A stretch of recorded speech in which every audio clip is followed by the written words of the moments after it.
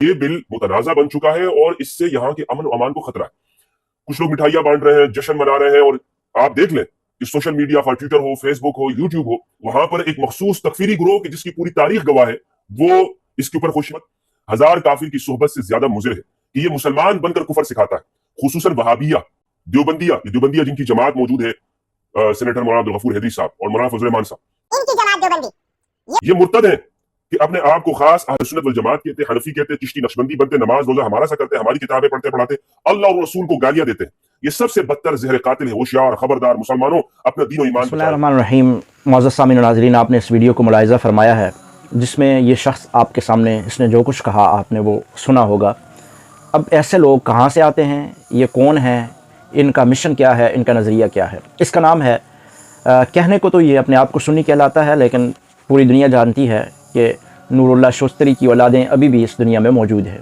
جو اندر سے رفس اور کفر نفاق سے بری ہوئی ہیں، لیکن وہ سنیت کا لبادہ اوڑھ کر ہر خنجر سنیت کی پیٹھ میں گھونپنے کے لیے ہر لمحہ اور لحظہ جہد مسلسل کر رہی ہے. یہ بھی انہی میں سے ہے جس کا نام اپنا مفتی فضل ہمدرد بتاتا ہے. اب جب سے یہ بل پاس ہوا ہے تو یہ اتنا چلا رہا ہے، اتنا چیخ رہا ہے کہ اس نے تو وہ بڑی زبردست مثال وہ دیا کرتے ہیں، چائے سے جو ہے وہ چینک زیادہ گرم ہے. تو اور دوسری گواہ چست مدعی سست. یہ اپنے آپ کو سنی کہتا ہے، لیکن جب سے بل پیش ہوا یہ اتنا تل ملا رہا ہے، اتنا چیخ و چلا رہا ہے، آہو بکا کر رہا ہے کہ لوگ سمجھ رہے ہیں کہ شاید اس میں بہت بڑا ظلم ہوا ہے. اسی بوکھلاہٹ میں یہ پوری امت مسلمہ کو کسی کو مرتد کہہ رہا ہے، کسی کو تکفیری کہہ رہا ہے، کسی کو کافر کہہ رہا ہے، کسی کو زندیق کہہ رہا ہے. اب اس کو سمجھ نہیں آ رہی کہ یہ کہاں جائے. ان کا مسئلہ یہ ہے کہ ان کا یوٹیوب چینل، ان کے گھر کا چولہا، ان کا پیٹ جو بھرتا پلتا چلتا ہے وہ اس یوٹیوب سے چلتا ہے. اب اس یوٹیوب سے چلانے کے لیے ان کو کوئی نہ کوئی طریقہ چاہیے، اور اس کا سب سے بہترین طریقہ ہے کہ آپ کسی پہ معروف و مشہور شخصیت پہ زبان درازی کریں، بھونکیں، تو آپ مشہور ہو جائیں گے. لوگ آپ کو اگر کوئی واہ نہیں کرے گا تو نیچے کوئی در تو کرے گا نا. تو ظاہر ہے جب آپ کو در کرنے کے لیے کوئی دیکھے گا، نیچے کمنٹس کرے گا، لائک تو نہیں کرے گا، نیچے گالیاں ہی دے گا، آپ مشہور تو ہوں گے نا. تو اسی چیز کو یہ سامنے رکھتے ہوئے اس جیسے بہت سارے ہمارے لوگ ہیں جو اپنے آپ کو سنی بتاتے ہیں. میں ان میں سے دو کا نام لینا ہی ضروری سمجھوں گا. یہ اپنے آپ کو بریلوی سنی کہلاتا ہے جو مفتی فضل ہمدرد کے نام سے، اور ایک ہمارا اور دیوبندی سنی ہے جو اپنے آپ کو دیوبندی اور سنی کہلاتا ہے، اس کا نام ہے مفتی عبدالرحمان ستی. یہ دونوں شخصیات، یہ دونوں لوگ وہ ہیں کہ اس بل کے بعد جو میں نے دیکھے ہیں کہ اس بل کے بعد ان کو بڑی تکلیف ہوئی. میں نے اس فضل ہمدرد سے پوچھا تجھے کیا تکلیف ہے، تو مجھے یہ بات سمجھ آئی کہ یہ اتنا پریشان ہے کہ اس کا یوٹیوب چینل بند ہو جائے گا. اس کو دیکھنے والے سارے شیعہ ہیں، اور اس کے ماننے چاہنے والے، یہ جن کا جو اس کے دائرہ کار کے لوگ ہیں، جو اس کے پاس اٹھنے بیٹھنے والے لوگ ہیں، وہ سارے کے سارے شیعہ ہیں، اور جن کے ساتھ اس کا تعلق ہے اس کو دیکھتے بھی وہی ہیں. اور یہ جناب صحابہ اکرام پر تبرہ بازی کرتا ہے، روزانہ ان کے خلاف کوئی نہ کوئی بات کرتا ہے جو اہل سنت کے مسلک اور مکتب سے ہٹ کے ہے. تو جب یہ وہ بات کرتا ہے تو اس کی وہ بات بازار میں زیادہ بکتی ہے شیعوں کی دکانوں پر، تو اس پر اس کی ظاہر ہے ارننگ ہوتی ہے، یوٹیوب چل رہا ہے. تو اب اس کی تکلیف تو سمجھ آ رہی ہے، اور اس نے پھر اپنے آپ کو ظاہر ہے یہ تو اصل میں ہے ہی رافضی ہے، لیکن اس نے سنیت کا لبادہ اوڑھ کر اس نے یہ سسٹم شروع کیا ہوا ہے. تو یہ تو اپنا مشن پھیلا رہا ہے. اس کی بات تو سیدھی سمجھ آ رہی ہے کہ اس کو یہ مسئلہ ہے. پھر جب سے بل پاس ہوا، کبھی یہ وہ پتہ نہیں کون سے نقوی کو اپنے ساتھ کال پہ آن لائن لے رہا ہے، کبھی کسی زیدی کو لے رہا ہے، کبھی کسی بخاری کو لے رہا ہے، اور سب سے پوچھ رہا ہو یہ بل جو پاس ہو گیا یہ تو بہت غلط ہو گیا، یہ تو ناانصافی ہوگی، شیعہ اس کا جو ہے وہ ٹارگٹ بن رہے ہیں. تو بھائی نہ کرو نا گستاخیاں. کس نے کہا گستاخی کرو؟ اس میں ہے ناموس صحابہ اہل بیت. جو اہل بیت کی گستاخی کرے گا وہ بھی عمر بھر قید کے لیے جائے گا، اور جو صحابہ کی کرے گا وہ بھی جائے گا. اب جو گستاخی کرے گا تو جائے گا. اب سیدھی صحابہ کی تعریف تو تمہیں پتہ ہے، اب ان پر نہ بھونکو، جو صحابہ ہیں نہ بھونکو. اس کے علاوہ جس پر بھونکنا چاہتے ہو بھونکو. صحابہ کی تعریف بالکل صاف سیدھی ہے کہ صحابی وہ ہے جس نے ایمان کی حالت میں نبی علیہ السلام کی صحبت کو اختیار کیا ہو، اور وہ ایمان کی حالت میں دنیا سے رخصت ہوا ہو. بس جو ان پہ بھونکے گا تو وہ صحابیت کا گستاخ ٹھہرائے گا، تو وہ جائے گا جیل میں، اور ان پہ پرچے بھی کٹیں گے. اور پھر اہل بیت جنہوں نے ایمان کی حالت میں نبی کا گھرانہ پایا ہو اور پھر وہ ایمان کی حالت میں گئے تو یہ نبی کے اہل بیت ہیں. نہ بھونکو ان پہ تو نہیں جاؤ گے جیل میں. اب یہ کہہ رہا ہے کہ اہل تشیع کے ساتھ بڑا ظلم ہوا، بڑا ان کے ساتھ جو ہے وہ وہی ٹارگٹ بن رہے ہیں. تو اس کا مطلب یہ ہوا کہ چور مچائے شور. اس کا مطلب یہ ہوا کہ چور کی داڑھی میں تنکا. یہ وہی لوگ ہیں جو صحابہ اہل بیت کی گستاخی کرتے تھے. آج قانون جو ہے وہ اس میں ترمیم کر کے اس کی ناقابل ضمانت اس کو بنا دیا گیا. تو آج ان کو شور شرابہ یاد آ گیا. یہ ساجد نقوی ہو گیا، یہ دوسرا شہنشاہ نقوی ہو گیا، یہ کوئی میسمی ہو گیا، کوئی موسوی ہو گیا. یہ سارے کے سارے یہ زیدی میدی یہ سارے وہ لوگ ہیں جو اپنے مجلسوں میں، نجی مجالس کے یا اپنی آفیشیل میٹنگز کے اندر کہتے تھے ہمارے نزدیک تو جناب صحابہ کی گستاخی حرام ہے، ہمارے مراجع نے تو فتویٰ دیا ہے ان کے خلاف جو بات کرے گا وہ حرام کام کرے گا، ہم تو یہ نہیں کرتے، یہ تو جاہل ذاکر کرتے ہیں۔ تو جناب جاہل ذاکر کرتے ہیں تو آپ نے خود کہا تھا کہ ایسی سزا متعین کی جائے تاکہ یہ لوگ نہ کریں، یہ ہمیں بدنام کرتے ہیں، تو آج وہ ہو گیا، تو آج آپ سپورٹ کر رہے ہیں ان کو۔ اس کا مطلب ہے کہ آپ کا مذہب ہے، آپ کا مسلک ہے، آپ کوئی معتدل آپ کے اندر کچھ بھی نہیں ہے، سب ہی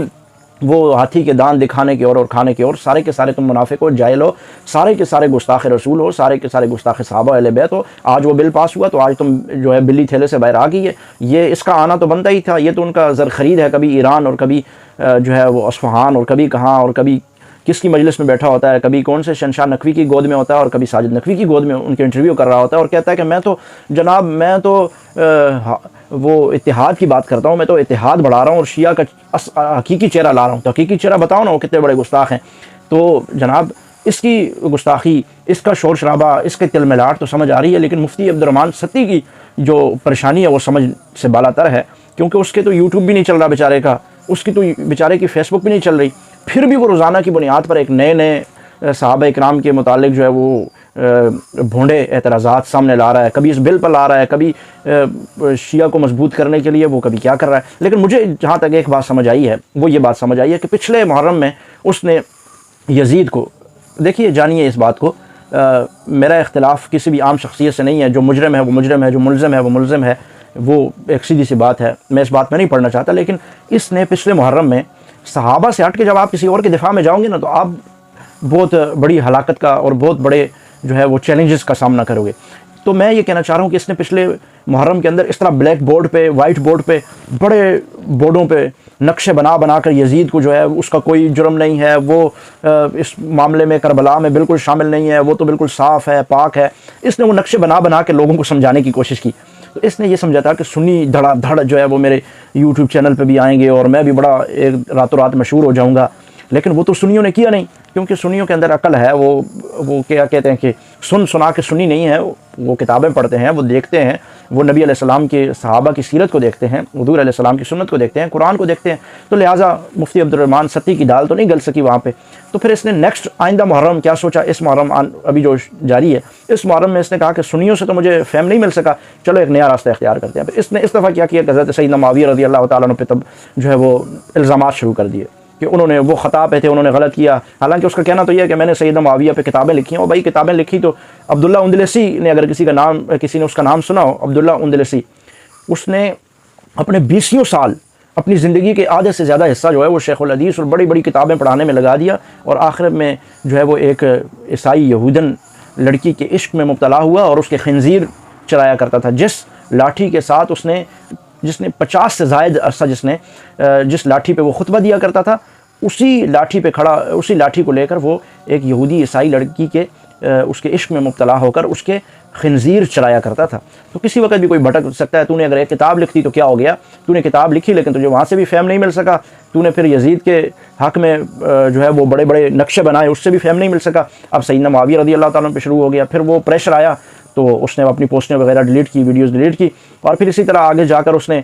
جناب ابھی جو نیا ایک کام شروع کیا ہے کہ چلو اکابر اہل سنت پہ بھونکنا شروع کر دیں، یہ کہ سارے کے سارے جتنے بھی اہل سنت علماء ہیں یہ تو نظام جمہوریت میں چلے گئے، یہ تو نظام کفر کے ساتھی ہیں، اور یہ تو سارے کے سارے خراب ہو گئے، غلط ہو گئے، مدارس میں سب جو ہے وہ غلط ہو رہا ہے، مدارس میں سب غلط پڑھایا جا رہا ہے، بتایا جا رہا ہے، صرف ایک میں اس مدرسے سے پڑھ کے جو ہے وہ اچھا نکل آیا ہوں، باقی سارے کے سارے جو ہے وہ بیڑا غرق ہے ان کا اور وہ غرق ہو رہے ہیں۔ بھائی میں تو اس سے پوچھتا ہوں آپ کا کیا کام ہے، آپ کیا کرتے ہیں؟ ویڈیو بناتے ہیں، ویڈیو میں بھی بنا رہا ہوں، میں بھی کہتا ہوں نظام اسلامی، نظام خلافت قائم ہونا چاہیے، تو کیا میں خلافت کا داعی ہو گیا؟ اب میٹر یہ کرتا ہے کہ میں نے نظام خلافت کے لیے کیا کیا ہے، میری جدوجہد کیا ہے، کیا صرف اور صرف یہ کیمرہ اور یہ سٹینڈ اور یہ ایک مائک کل میری خلافت کی کا ساز و سامان یہی ہے بس؟ اس کے علاوہ کیا ہے تمہارا؟ ایک مسجد کے اندر تم امام ہو، جسٹ ایک امام، جو عام سارے امام مساجد کے اندر ہیں، وہ بھی کہتے ہیں کہ اللہ کی زمین پہ اللہ کا نظام۔ کون سی ایسی جماعت ہے جو یہ نہیں کہتی کہ اللہ کی زمین پر؟ اب جمعیت علماء اسلام جس کو تم کہتے ہو کہ جمہوریت کی بات کرتی ہے، اور یہ تو جمہوری نظام کفریہ نظام کے ساتھ ہے، تو ان کا بھی مشن اور موٹو تو یہی ہے نا، اللہ کی زمین اللہ کا نظام۔ اہل سنت والجماعت سے پہلے صحابہ ہے، تم کہتے ہو وہ بھی جمہوریت میں چلی گئی، وہ بھی خراب ہو گئی، وہ بھی کفریہ طاقتوں کا جو ہے وہ اعلی کار ہو گئی، اس کا موٹو مشن بھی یہی ہے کہ اللہ کی زمین پر نظام خلافت راشدہ کا قیام۔ اس کا بھی یہی ہے. اسی طرح اور جتنی بھی مذہبی مین 2 جماعتیں یہی ہیں جس پہ تمہارا اعتراض ہے, اور دیوبندیوں کی بڑی جماعتیں بھی یہی ہیں. ظاہر ہے تمہارا اعتراض, تمہارا ٹارگٹ تو اپنے ہی لوگ ہیں, تم نے کسی اور کو کیا ٹارگٹ بنانا ہے؟ تو شیعوں کا تو فہم تم نے حاصل کرنا ہے, جس کے لیے تم نے سیدنا معاویہ پر بھی الزام اٹھا دیے, اور پھر اسی طرح اپنے لوگوں پر بھی بھونکنا شروع کر دیا. تو تم نے شیعہ کا فہم حاصل کرنا تھا, جو وہ نہیں مل رہا, اور تم اپنے اس معاملے میں آگے سے آگے بڑھنے کی کوشش کر رہے ہو. لیکن انشاءاللہ العزیز اپنوں پر بھونک کر تم فہم بھی نہیں حاصل کر سکو گے, اور اگر کر بھی لیا تو تم ایک دن ذلیل و خوار ہو کر پھر یہیں واپس آؤ گے, کیونکہ تمہیں وہاں پر بھی کسی نے منہ نہیں لگانا. اور تم وہ کہتے ہیں نا, دھوبی کا کتا, نہ گھر کا نہ گھاٹ کا, یہی تمہارے ساتھ بھی ہونے والا ہے, اور یہی فضل ہمدرد کے ساتھ بھی ہو رہا ہے اور ہوگا, کہ یا تو جاؤ گے رافضیت کی طرف, بالکل رافضی بننا پڑے گا. اور فضل ہمدرد کے متعلق تو میرا بالکل, میں پہلے دن سے یہ کلیئر ہوں, جب میں نے اس کو 1-2-4 ویڈیو اس کی سنی تو اس کے بعد میں بالکل کلیئر ہوں کہ اس نے ابو بکر رضی اللہ تعالیٰ عنہ کے یار غار ہونے پر جو ہے وہ انگلی اٹھائی اور کہا کہ وہ حضور علیہ السلام کے یار غار نہیں تھے. میں کہتا ہوں ایک دن آئے گا کہ یہ مفتی فضل ہمدرد یہ حضرت ابو بکر رضی اللہ تعالیٰ عنہ کی تکفیر کرے گا, توہین کرے گا, تنقیص کرے گا, اور یہ حضرت عمر کے متعلق بھی کہے گا جو شیعہ کا عقیدہ ہے کہ دروازہ گرایا, وہی کہانیاں یہ بھی کر رہا ہے اور مزید کرے گا. اور مفتی عبد الرحمن ستی کے متعلق بھی میرا یہی تجزیہ ہے کہ اگر یہ مزید آگے نہ رکا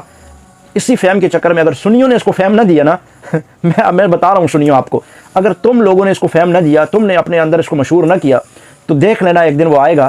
کہ جمعیت علماء اسلام کو اس نے جمہوری کفریہ کہہ دیا, سپاہ صحابہ علیہ سنت کو کہہ دیا, اپنے سارے جتنے بھی علماء دیوبند ہیں, تقی عثمانی صاحب ہوں, یہ جتنے بھی انہوں نے کہا یہ نظام کی بات نہیں کرتے, کیونکہ یہ میں دیکھ رہا ہوں یہ سائل ادیم کو سنتا ہے, یہ مودودی کو دیکھ رہا ہے, پڑھ رہا ہے, پھر اسی طرح یہ چند ایسے لوگوں کو جو جمہور علماء سے کوئی تعلق نہیں ہے, جو ایک سیدھے راستے سے ہٹے ہوئے بھٹکے ہوئے لوگ تھے, ان کو سن دیکھ کر ان کے پیچھے لکیر کا فقیر ہو رہا ہے. یہ بھی آپ دیکھ لیجئے گا ایک دن آئے گا, یا تو یہ بالکل رافضیت کی طرف جائے گا اور یہ کہے گا کہ تفضیل علی کا بھی قائل ہوگا, اور یہ وہی باتیں کرے گا جو رافضی کرتے ہیں. اگر اس لیول کی نہیں کرے گا تو اس کے قریب قریب یہ چلا جائے گا اور ان کے قریب قریب کی باتیں کرے گا. اگر فہم وہاں بھی نہ ملا تو یہ ان کے اندر بھی چلا جائے گا. لیکن اگر سنیو تم نے اس کو فہم دے دیا تو پھر یہ تمہارا رہے گا, تمہارے لیے بھونکے گا, تمہارے لیے کاٹے گا, تمہارے لیے بھاگے گا, تمہارے لیے دوڑے گا. لیکن میں تمہیں کہتا ہوں اس کو فہم دے دو. اگر تم اس کو نہیں دو گے فین فالوئنگ, تو یہ شیعہ کی طرف جائے گا اور پھر یہ وہاں سے تمہارے لیے بہو بہو کرے گا. تو میں دعوت فکر دیتا ہوں, میں نے جو سخت جملے کہے میں اس پہ معذرت بھی کرتا ہوں, لیکن کیا کریں, صحابہ کرام کا معاملہ ہے. یزید کا دفاع ہم نہیں کریں گے, کسی غیر صحابی کا دفاع نہیں کریں گے. تم جس غیر صحابی جس پر جو مرضی یہ کہنا چاہو کہو, ہم بہت